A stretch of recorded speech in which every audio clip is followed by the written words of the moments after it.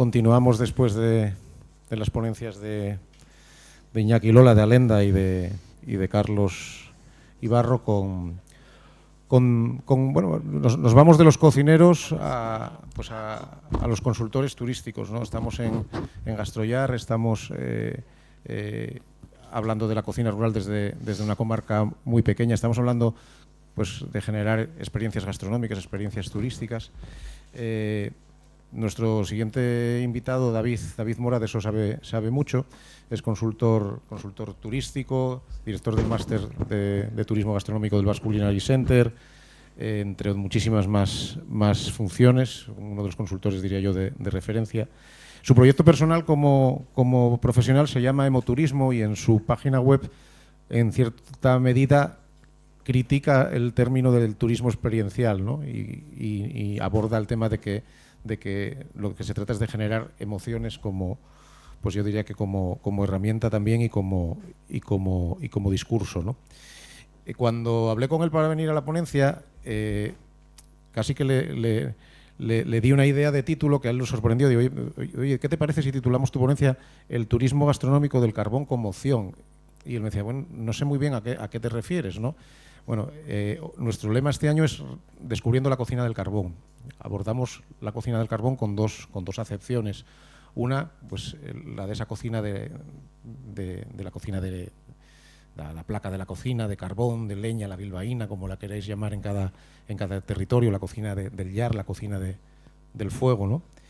Y otra, el hecho en sí de que estamos en una comarca, montaña central, en el caudal, pues de tradición minera, con lo que supone, pues para todos estos aspectos, ya se habló aquí mucho hoy de cultura, de la gastronomía como cultura, pues el patrimonio también como el patrimonio industrial, el patrimonio minero también como recurso que en el momento en el que estamos de transición, pues hay que buscar nuevas herramientas.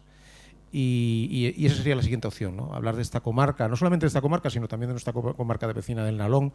Pues por primera vez en Gastrollar tenemos invitados del Nalón a participar, tanto hoy como mañana. Ya llegará el momento de hablar de ellos y abordar eso, ese carbón en esas dos opciones o acepciones como una potencial industria de futuro. Así que David Mora, con esas indicaciones, nos llevará por su camino profesional y seguramente saquemos alguna buena conclusión. David, cuando quieras. Gracias. Buenos días.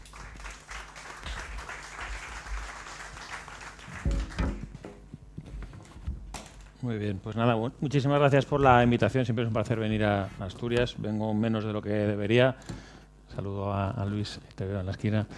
Porque además recuerdo, vamos a hablar de turismo gastronómico en el marco, también hay que contextualizar, no sé si se ha citado al principio en la apertura de la jornada, bueno, pues gracias al Plan de Sostenibilidad Turística, Fondos Next Generation, hay que decirlo, que en estos momentos en España estamos disfrutando de una gran cantidad de dinero y recursos para que destinos de interior, destinos rurales también puedan trabajar, como en su época se hicieron los planes de excelencia y dinamización turística. Algunos se acordarán, los más experimentados, ¿no? El turismo, bueno, pues es una opción de vida, una opción de desarrollo.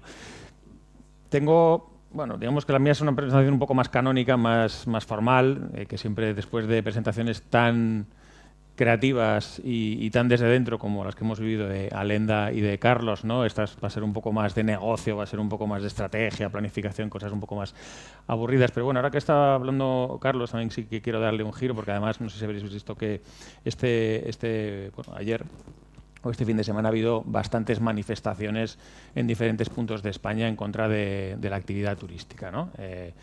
San Sebastián, Barcelona, Palma de Mallorca, etcétera, en diferentes lugares de España. Luego, además, el año pasado Tour España presentó, bueno, recientemente, aunque las encuestas fueron el año pasado, pero el estudio se presentó hace poco, de, digamos, la postura de la ciudadanía en diferentes comunidades autónomas en contra del fenómeno turístico. Y, curiosamente, las comunidades norteñas, no siendo las que mayor presión tienen en cuanto a volumen de visitantes, son las que están más en contra o, bueno, pues un poco más negativas en contra de la actividad turística, ¿no? Entonces parece que ahora todo el mundo está en contra del turismo, que el turismo es malísimo, pero luego también tenemos que mirar, por ejemplo, las cifras de ocupación del turismo rural en Asturias.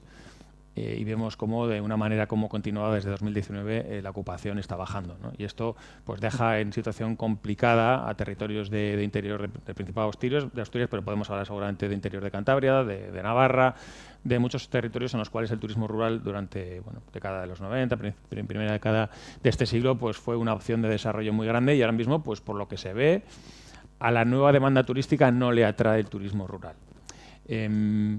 Por eso la gastronomía sí que es una opción magnífica para que la gente, las nuevas generaciones, la gente un poco más joven, que está dejando de viajar hacia el interior, que está dejando de optar por el turismo rural como una forma de disfrutar de sus vacaciones, se acerque ya sea a través de la gastronomía, puede ser el cine, puede ser la música, puede ser los libros. Digamos, hay que intentar engañarles un poco, porque ahora mismo compiten con escapadas a ciudades cercanas. Ahora además, pues Asturias estáis mucho mejor conectados con Madrid gracias al AVE. En el País Vasco todavía nos toca esperar X años, no sabemos cuándo llegará. Bueno, pues hay que tratar de convencer a gente tan joven como Carlos, o sea que Carlos, bueno, pues tiene ya un mundo recorrido, pero sí que vean el interés del turismo rural o una escapada de turismo rural como una opción versus pues irse a Londres, irse a Roma, irse a Milán o irse de las vacaciones a Sri Lanka, que ahora es uno de los grandes destinos, o Japón, que ahora mismo pues, todo el mundo se va a Japón. Lógicamente son complementarios. Hay que buscar la fórmula para que las nuevas generaciones se acerquen a los destinos de interior que están muy necesitados y en el que estamos, pues por supuesto, aún más, ¿no? Entonces, bueno, la gastronomía indudablemente es yo creo que la gran excusa ahora mismo para que la gente se acerque. Porque además la gastronomía nos acerca a algo tan maravilloso como es comer, ¿no? Bueno, pues los que sois más expertos en el ámbito gastronómico, sabéis que existe este eje intestino-cerebro. El eje intestino-cerebro, lo que está demostrado es que comer bien y tener una microbiota rica nos hace sentir mejor, nos hace estar menos depresivos. Hay estudios con ratones que bueno, son muy pequeñitos, pero parece que se parecen bastante a nosotros, que bueno, pues nutriendo la microbiota los ratones están más contentos. Eso también nos pasa a nosotros, ¿no? Es decir, estar bien alimentados nos hace sentir bien. Y no solamente nos hace sentir bien comer bien, sino que nos hace sentir bien comer en grupo. La ciencia también ha demostrado que comer en grupo nos hace sentir bien. Indudablemente esto nos remite al Paleolítico, nos remite cuando estábamos en la caverna, cuando volvíamos de estar todo el día pues recolectando y demás, peleándonos con quien tocara, y volvíamos a la caverna, que era nuestro entorno de seguridad, y ahí disfrutábamos de los alimentos. Eso hasta hoy en día lo tenemos. Es decir, porque realmente nosotros como agricultores pues tenemos 10.000 años más o menos de vida como Homo sapiens, pero tenemos muchísimo más de paleolítico, tenemos mucho más de animal y mucho más de nuestro cerebro reptiliano de la seguridad de la cueva, de la seguridad de compartir la comida. Y esto tiene una traslación a la actividad turística muy importante. Especialmente las cenas. Lo que está diciendo la ciencia es que el cenar en conjunto, probablemente quizás pues nosotros nos evoca las cenas en familia, ¿no? Que era un momento en el cual compartíamos. Bueno, pues cenar en grupo nos hace sentir muy bien a los seres humanos, ¿no? Eso tiene una traslación muy importante luego para las experiencias turísticas vinculadas a la gastronomía, y bueno, animamos a que los elaboradores, productores y también a los restauradores pues que creen a partir de esos elementos que están en nuestro ADN y pueden hacer de las experiencias gastronómicas algo aún más poderoso. Bueno, pues de todo esto ha surgido esta dinámica del turismo gastronómico. Turismo gastronómico, pues indudablemente tiene muchísimo tiempo, pero que podemos hablar ya de los últimos 20, 25 años en los cuales el turismo gastronómico se ha consolidado. Tenemos ya bastante literatura científica al respecto. Existen diferentes definiciones. ONU Turismo, que como sabéis es la única agencia de Naciones Unidas que tenemos en España, que está en Madrid, pues desde hace ya unos cuantos años está optando por el turismo gastronómico. Tenemos ya 10, bueno, este año va a ser la 10ª edición del Foro Mundial de Turismo Gastronómico, hay 9 ediciones del Foro de Turismo del Vino, Enoturismo, es decir, se está viendo que la gastronomía no solamente como atractivo turístico, sino también una forma de vincular sector primario con sector terciario y generar riqueza en territorios productores. Territorios no tienen por qué ser de interior, también pueden ser territorios costeros, por supuesto, como que existen en Asturias, en Galicia, en Cantabria, en el País Vasco, etcétera, ¿no? Entonces, bueno, pues los beneficios de esa simbiosis, de esa relación entre el turismo y la gastronomía parecen cada vez más evidentes, ¿no? Y ahora veremos algunas tendencias, algunas ideas que están trabajándose.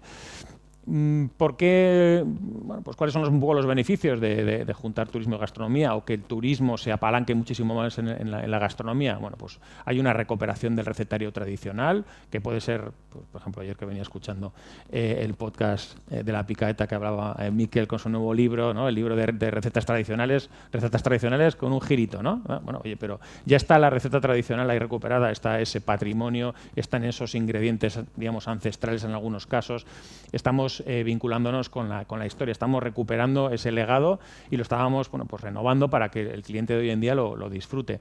También pues todo tipo de festividades gastronómicas, bueno, que puede ser la tomatina u otras cosas un poco más elaboradas. Luego también las diferentes variedades autóctonas, bueno, pues también los nuevos restauradores y también los propios productores de alimentos que se están transformando en atractivos turísticos hacen ese proceso de recuperación de variedades autóctonas.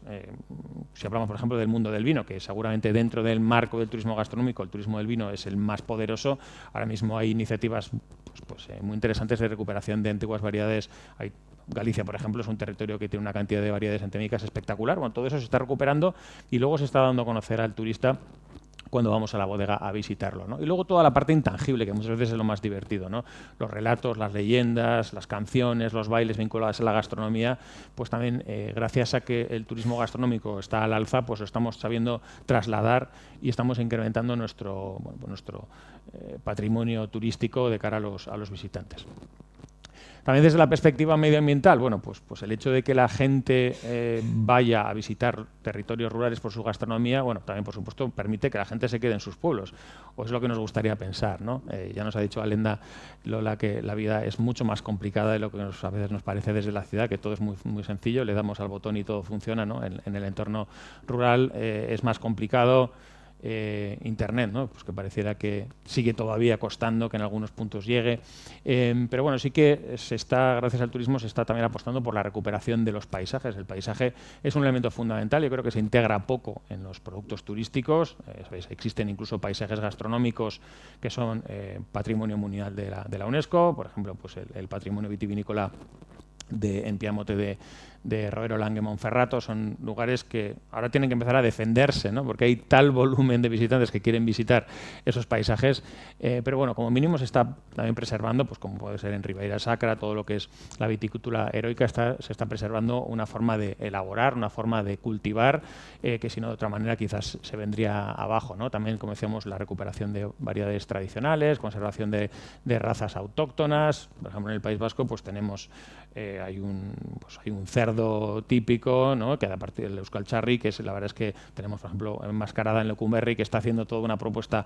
propia a partir de ese animal. Bueno, se está tratando de recuperar. Por supuesto que no vamos a hablar del pitu de Calella, ¿no? Que ahora también hay aquí la burbuja del pitu de Calella, que no sé si hay tanto pitu para tanta receta, pero bueno, que indudablemente eso también son elementos diferenciadores de los territorios que nos acercan. Y luego, pues la promoción y el consumo de productos de kilómetro cero, ¿no? Bueno, pues Aduriz en Madrid Fusión preguntaba cuántos kilómetros tiene el kilómetro cero.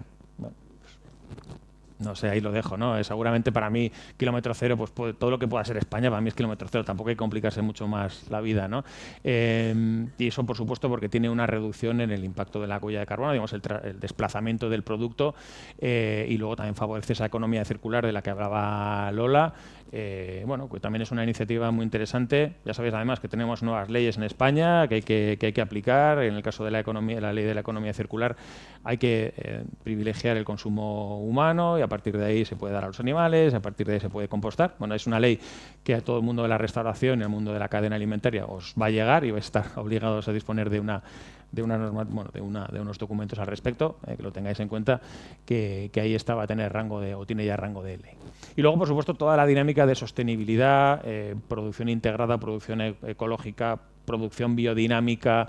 Todo eso también es un atractivo. De hecho, el enoturismo, por ejemplo, se está transformando, de manera que de la misma forma que se están transformando los bares de vinos y ahora son todo bares de vinos naturales y el mundo del vino natural está creciendo de una manera espectacular. También cuando esas personas consumen en su bar de vinos de Barcelona su vino natural o su vino brisado, su vino naranja, etcétera, quieren hacer visitas especializadas en vinos naturales, ¿no? Eso también está transformando un poco el enoturismo. Seguramente Cataluña, ahí podemos hablar que es un poco el epicentro o donde se está moviendo, pero también está haciendo que se mueva también la forma de elaborar y las visitas turísticas también están cambiando. Así que bueno, hay una Es como un camino de doble sentido, es una relación, como decíamos, simbiótica entre gastronomía y turismo, porque al final, bueno, el turismo es un reflejo de la sociedad, digamos, que la gente lo que le gusta en cada momento es lo que busca después cuando busca las vacaciones, ¿no? Ayer me llamó una alumna del máster de comunicación y periodismo gastronómico del Basque para preguntarme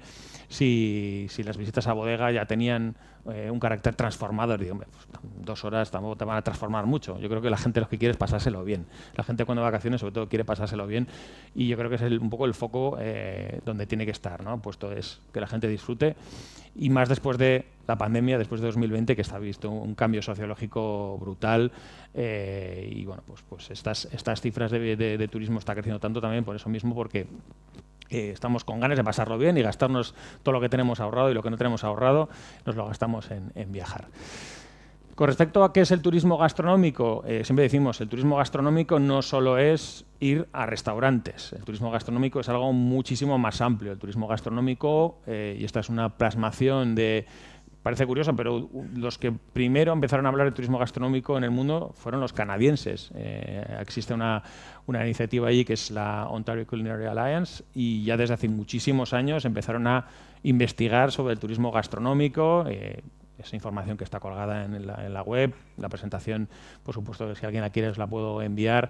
Hacen esa reflexión, o hicieron la reflexión de que la cadena de valor del turismo gastronómico comienza en el paisaje, comienza en el origen, comienza en esa zona productora y sí, puede acabar en el restaurante que está en ese mismo lugar, pero puede ser un restaurante en Madrid, en Barcelona o en Valencia. Y por el medio tenemos muchas empresas transformadoras, tenemos también sector secundario, son también, por supuesto, los alojamientos temáticos, son también aquellas empresas de transporte que nos llevan a los territorios, son también los guías que nos hacen ese tour de tapas, tour de pinchos, clases de cocina, es decir, el turismo gastronómico es un ecosistema ya muy, muy grande. Son, por supuesto, los eventos, ya sean eventos de ocio o eventos profesionales y también los festivales musicales en los cuales la gastronomía cada vez está más presente, es decir, la gastronomía y el turismo tienen una plasmación muy variada. Todo eso es turismo gastronómico, que ahora mismo en España pues podemos hablar de que en torno a, no tenemos cifras cerradas, pero en torno a un 15% del turista extranjero que viene a España lo hace con una motivación principal o secundaria de disfrute de la gastronomía. Estamos hablando de 15% sobre, pues el año pasado cerca de 95 millones de turistas.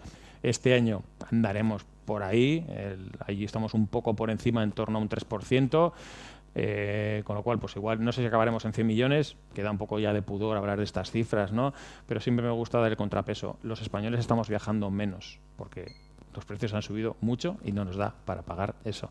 Entonces, está muy bien que el turismo crezca, pero a la vez lo que está haciendo es que la gente, ya hay más o menos en torno a un 40% de los hogares españoles que no tienen dinero para irse ni una semana de vacaciones. Entonces, bueno, también hay que pinchar a veces un poquito el globo.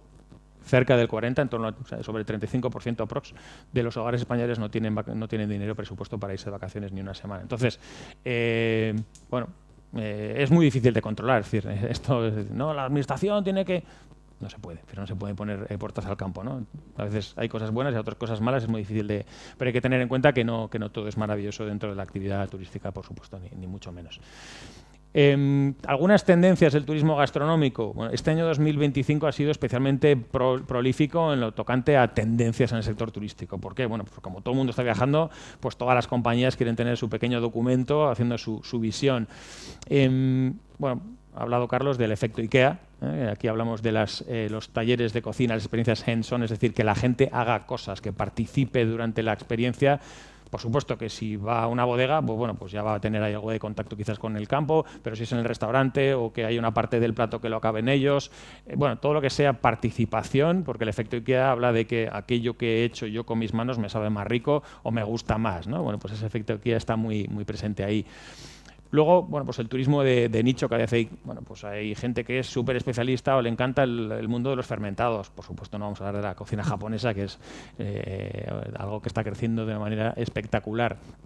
Los mercados, pero ya no solamente los mercados, que siempre nos ha gustado. Ahora mismo está creciendo bastante el turismo de supermercados, ¿vale? Es decir, que la gente que cuando va a otros países les gusta ir a supermercados. ¿Qué pasa? Que los tours organizados ya están llevando a los grupos a los supermercados.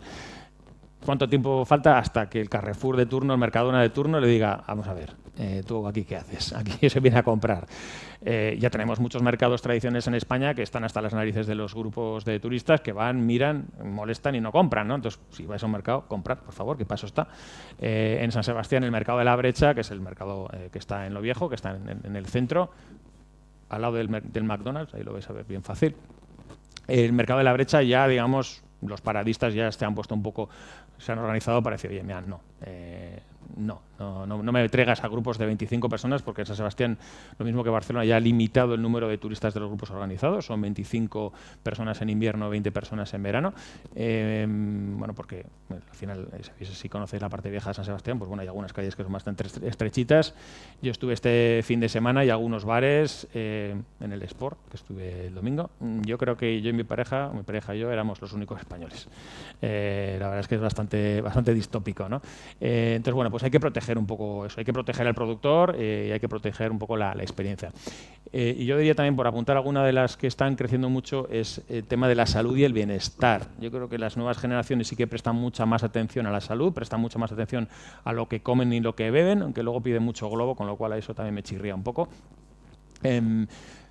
Está bajando mucho el consumo de alcohol, ya lo sabéis. Hay ya una tendencia, por ahora solamente en Reino Unido, que es el turismo sobrio. Hay agencias de viaje especializadas en turismo sobrio que te garantizan que toda la experiencia turística va a ser sin alcohol. Entonces, bueno, pues por supuesto ya hay muchísimos restaurantes, ya sea de fine dining o no, que tienen maridajes sin alcohol. Eso ya es algo bastante habitual, pero que lo vamos a ver cada vez más porque se está alejando la juventud del alcohol. Quizás estamos bebiendo menos y mejor, puede ser. Quizás la pandemia también nos hizo mirar un poco en ese sentido de beber cosas de más calidad, pero en todo caso la salud y el bienestar son uno de los elementos que cada vez miramos más a la hora de organizar nuestros viajes gastronómicos. Estamos hablando de turismo gastronómico, que es una pequeña parte del mundo turístico. Tenemos que en general 70% de la gente que viaja lo hace para desconectar, pasárselo bien, para descansar, etc.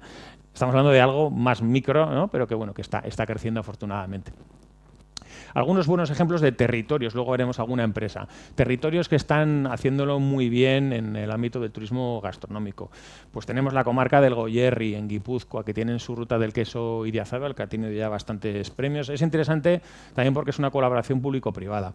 Ahí tenemos la comarca del Goierri, conformada por estos pequeños pueblos, ciertamente pueblos con un poderío económico muy potente porque hay mucha industria, pero que están todas rodeadas por grandes montañas. Es zona productora, de hecho, dentro de Goierri está el pueblo de Idiazábal, que es un pueblo pequeñito, pero es la zona productora del queso Idiazábal, y tienen un gran recorrido, que hay una agencia de viajes que te organiza todo el tour. Si tú quieres, pues te llevan las maletas un poco al estilo Camino de Santiago, te pueden llevar las maletas de un punto a otro para que tú puedas hacer el GR, y también te pueden organizar visitas a queseros, visitas a baserris, visitas a otros elaboradores. Luego aquí en Asturias, por supuesto, pues bueno, tenemos la comarca de la sidra. Luego os diré de dónde hemos extraído estas buenas prácticas, con la visita a productores agroalimentarios. También tenemos Benvinguts a Pagès. Benvinguts a Pagès es una iniciativa que tiene ya unos cuantos años en Cataluña, que todo hay que decirlo es una copia de una cosa que se hace en Francia, que se llama Bienvenue à la Farm, que básicamente lo que pretende es que los catalanes residentes en grandes ciudades, principalmente en Barcelona, salgan de la ciudad y vayan a los pueblos a visitar las granjas, a visitar a los pequeños productores. O sea, que está orientado más que al turista de fuera, está orientado al excursionista de dentro, ¿no? Sobre todo al residente en la provincia de Barcelona. Incluso durante la pandemia se mantuvo con visitas virtuales, y la verdad es que es una iniciativa muy, muy interesante para sacar a la gente de las ciudades y llevarlas a los pequeños pueblos, ¿no? Y luego también Vinaròs, en Castellón, pues también a nivel municipal está apostando por el turismo gastronómico, con la creación de un club de producto de turismo gastronómico, apoyando a los colectivos de cocineros. Bueno, pues también muy, muy interesante, y siempre poniendo muy en valor esta colaboración público-privada, que es fundamental, ¿no? Lo mismo que las rutas del vino de España, que también tienen un carácter público-privada. Con respecto a pequeñas empresas, Lo bueno del turismo gastronómico es que prácticamente de cualquier cosita se puede hacer una actividad turística. O sea, cualquier producto agroalimentario es susceptible de ser transformado en una visita turística, una experiencia turística. Tenemos, por ejemplo, en Teruel, pero también, por supuesto, lo hay en Guadalajara o lo hay en Cuenca, el tema del azafrán. Bueno, se ha creado una ruta del azafrán en Castilla-La Mancha.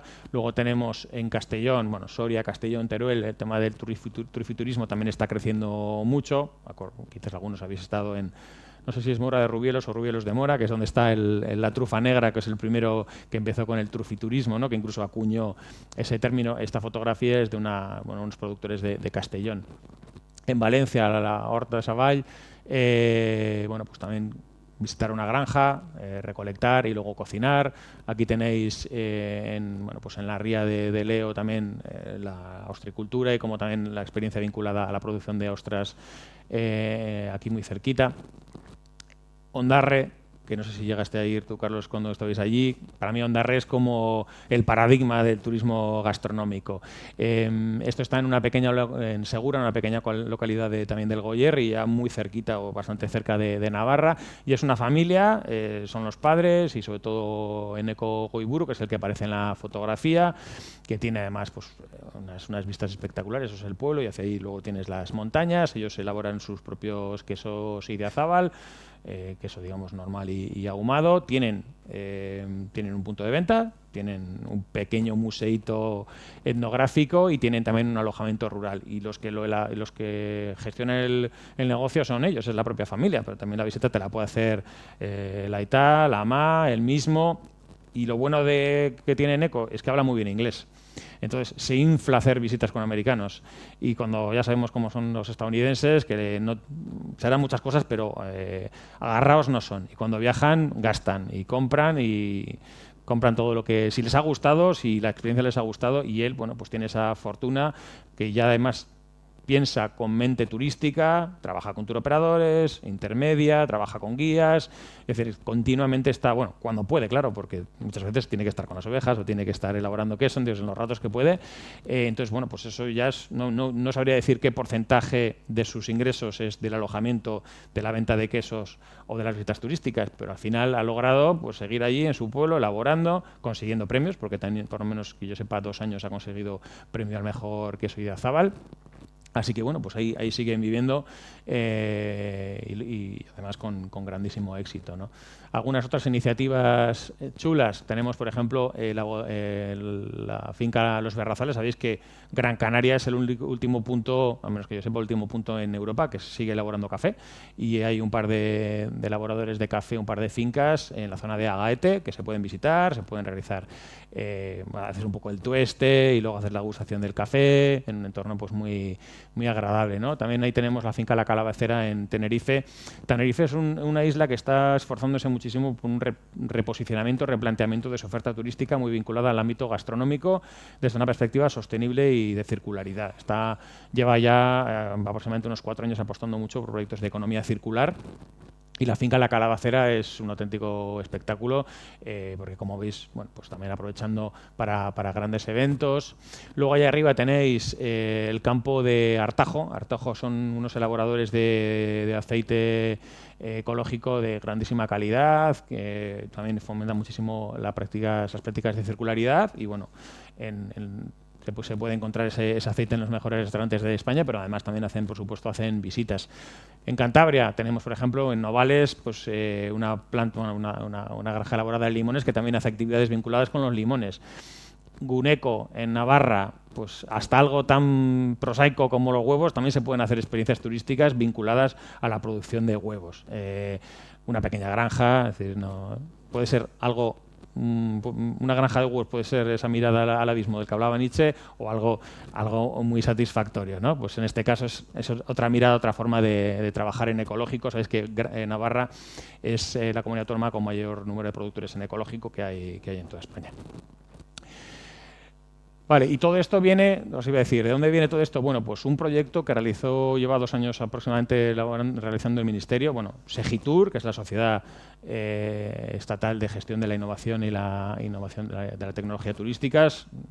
Bueno, quizás habéis oído hablar ya de Segitur en algunas ocasiones, también son los responsables de la red de destinos turísticos inteligentes y desarrollan este modelo de innovación sostenible de experiencias agroturísticas. Es un documento que está colgado en internet, lo podéis... Y bueno, pues nos plantea no solamente para los propios elaboradores, los propios productores, cómo desarrollar experiencias, sino también cómo los territorios productores de alimentos pueden mejorar su posicionamiento, su gestión, su gobernanza público-privada para captar más turismo, ¿no? Que es hacia lo que yo creo pues que la montaña central de Asturias puede ir trabajando. Puede ser con esta metodología, puede ser con otras, pero aquí tenemos una metodología pública, gratuita, que hemos pagado entre todos los españoles, que perfectamente podría ser aplicada, que de hecho con esto es con lo que voy a cerrar mi charla de hoy, ¿no?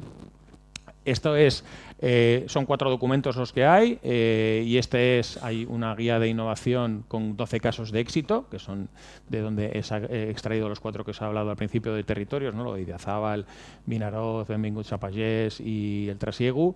Luego también tiene estas fichas para los elaboradores, pues cualquier elaborador, cualquier productor de alimentos de la comarca puede evaluar sus instalaciones, porque lógicamente si somos turísticos tenemos que pensar en clave turística y tenemos que adaptar nuestras instalaciones a las necesidades de los visitantes, porque ¿qué es lo primero que queremos hacer cuando llegamos a hacer una visita en una bodega o en una almazara? ¿Qué queremos hacer siempre cuando bajamos del autobús o del coche? Ir al baño. Por tanto, hay que tener baños, ¿vale? Y hay que tener baños, si puede ser, para hombres y para mujeres. Y a poder ser que sean los baños para los visitantes, que no sean los que utilizan los trabajadores, porque muchas veces, ¿vale? Entonces todos estos elementos están en ese test, en esa autoevaluación para la transformación, la adecuación de las instalaciones a la visita turística. Bueno, y luego tienen también la ficha para la construcción de experiencias turísticas, muy interesante y muy recomendable. Vale, ya me voy acercando, a ver, que me pasa una. El momento del fuego. Estamos, ¿no? Digamos, la gran tendencia gastronómica de la última década sería el uso del fuego para cocinar. Podemos hablar de Bichor Arguinzoniz, el que en primera instancia, digamos, que personificó, y he puesto ahí al Hosper, porque hasta tiene su propio Hosper, parrillas vascas, ¿no? Hosper, a partir de sus inventos, ¿no? Y cómo esta tendencia, al menos en el País Vasco, por supuesto, pero también en otras zonas de España, se está capitalizando de una manera... Tenemos también a Dorta, de Arrea, que... Bueno, pues dejó San Sebastián, dejó a Fuego Negro para irse a su pueblo y bueno, pues movilizar toda una comarca gracias a su restaurante Arrea, donde también el fuego y bueno, pues todo el vínculo con la naturaleza está muy presente. Y quizás lo más llamativo, más recientemente, pues tenemos el restaurante Baquea en Munguía, en Vizcaya, con Alats Bilbao, también un cocinero muy joven, que fue el que él mismo diseñó su cocina económica, su cocina bilbaína, al que ellos llaman La Máquina. Bueno, pues con un soldador gallego, según nos contó hace poquito, estuve comiendo allí. La verdad, pues una propuesta muy, muy atractiva, muy cruda, a veces con pocas concesiones, algunos platos, pues bueno, que cuesta, ¿no? Y bueno, hay las famosas lentejas con corazón de vaca y sangre que te dicen después lo que lleva, ¿no? Porque igual si te lo dicen antes habrá gente que...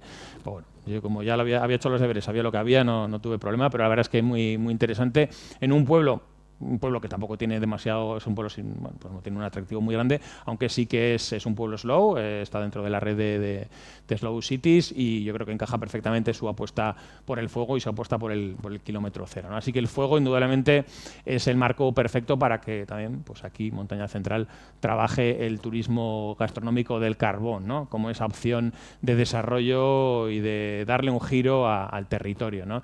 Y yo aquí pues he empezado a reflexionar un poco, ¿no? Una manera un poco conceptual de qué es el carbón, del fuego. Por supuesto para Asturias, también León, pero diríamos que Asturias seguramente es la comunidad autónoma que más tenemos vinculado a los españoles con la minería y bueno, porque fue ese pan negro, energía, progreso para muchas comarcas en Asturias.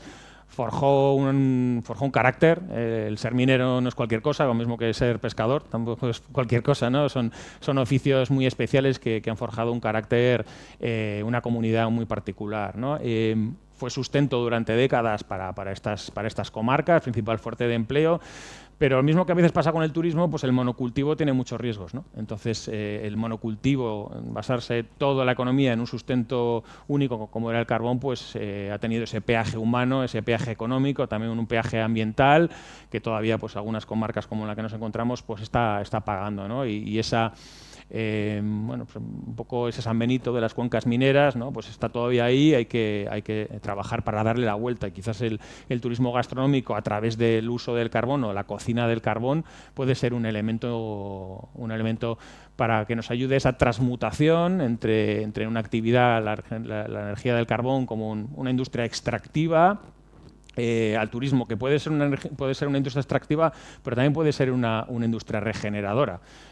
Puede ser una industria que genere nuevos puestos de trabajo, que la gente se venga de nuevo a vivir a las comarcas de interior. Indudablemente el AVE aporta mucho más que cualquier otra cosa. El trasladarse rápido de un lugar a otro ayuda muchísimo. Entonces, bueno, quizás eso lo hemos visto en otras partes de España. Pero veamos el turismo gastronómico del carbón como un nuevo yacimiento para estas zonas, ¿no? Incluso podemos hablar de un terroir minero, ¿no? Y esto creo que tiene una carga de profundidad en cuanto a relato muy poderosa. Y una cocina vinculada al carbón, vinculada al fuego, vinculada a los platos contundentes, a los guisos que tenían que comer los mineros para ir al Tajo. Yo creo que eso también nos habla de una tipología de gastronomía muy diferenciadora, ¿no? Y luego, pues eso, de hacer de la minería y del carbón, pues algo que, bueno, pues que ha podido hacer daño, pues que sea ese deleite, esa regeneración para este territorio, para las comarcas mineras. Bueno, y por resumir, bueno, podemos transformar a través del turismo gastronómico del carbón, pues hacer más diversa la economía de estas comarcas, hacerlas un poco más resilientes en lo económico, rompiendo un poco cierta estacionalidad, aportando nuevas fuentes de riqueza. También, muy importante, el orgullo del residente, ¿no? Yo creo que muchas veces el turismo sí que, cuando vives en un lugar donde viene la gente desde fuera y pues estás en San Sebastián y tienes turistas de Japón, de Australia, de Nueva Zelanda, de Estados Unidos, y dices, ostras, en cierta forma te sientes orgulloso que la gente cruce el mundo para venir a visitarte, ¿no? Pues lo mismo, si logramos que la gente cada vez venga más a estas comarcas, recuperar un poco el orgullo, quizás un orgullo perdido, y ser, bueno, pues decir, oye, pues yo soy de esta zona, y la gente está viniendo aquí porque aquí se come de maravilla. Además tenemos un relato gastronómico diferente, que sería ese factor X, ¿no? El storytelling que se habla en inglés, un relato totalmente diferenciador que además nadie os podría robar, porque prácticamente no habría ningún otro territorio en España que podría hablar de esto, ¿no? Porque además lo bueno es que Asturias ya está vinculado con buena gastronomía, no tenemos que inventarnos, ¿no? Ven a Asturias que aquí se come bien, eso lo sabe todo el mundo. En el ranking de los mejores destinos para comer en España, más o menos siempre aparecen las mismas, ¿no? Y suelen ser las comarcas y las comunidades del norte. Y bueno, para acabar simplemente un pequeño... Bueno, pues una hoja de ruta para al que le toque decidir, ¿no? De cómo transformar esto en realidad, ¿no? Comenzar con un diagnóstico territorial de cuáles son los recursos, quiénes estáis aquí en el territorio para poner esto en marcha. Yo creo que es muy importante la creación de alianzas, esta colaboración público-privada, y tener en cuenta la ciudadanía también, porque yo creo que aquí a la ciudadanía hay que tenerla muy en cuenta a la hora de tomar decisiones, empezar a diseñar experiencias gastronómicas. Ayer conocí lo de Bocamina, me parece brutal, me parece súper diferenciador y muy memorable. Cosas de estas características son las que pueden hacer ruido para que la gente se venga aquí a pasar un fin de semana. O el que esté en Oviedo, que se escape y que pase el día por aquí, pero que vengan y que gasten, ¿no? Yo creo que es lo más importante. Luego formar mucho a las pequeñas empresas.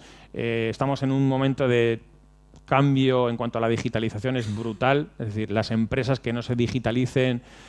y voy a hablar, y es el único momento que hable de la inteligencia artificial. La inteligencia artificial es maravillosa, bien utilizada, pero también puede suponer una nueva brecha entre los que la van a usar, las que la vamos a usar, y los que no la van a usar porque no la pueden pagar o porque no se suben al carro, y puede ser como otra brecha de desigualdad entre las personas, ¿no? Así que la formación en digitalización e inteligencia artificial yo creo que va a ser muy importante, y con todo eso pues va a ser más fácil la promoción y la comercialización. Yo creo que a nivel de promoción sabemos las redes sociales son una pata muy importante, y luego la venta que es casi lo más difícil, ¿no? Así que ese es un poco el reto que os queda a todos. De nuevo, muchísimas gracias por haberme traído de nuevo a Asturias, y espero que en el futuro turismo gastronómico del carbón sea una realidad. Muchísimas gracias.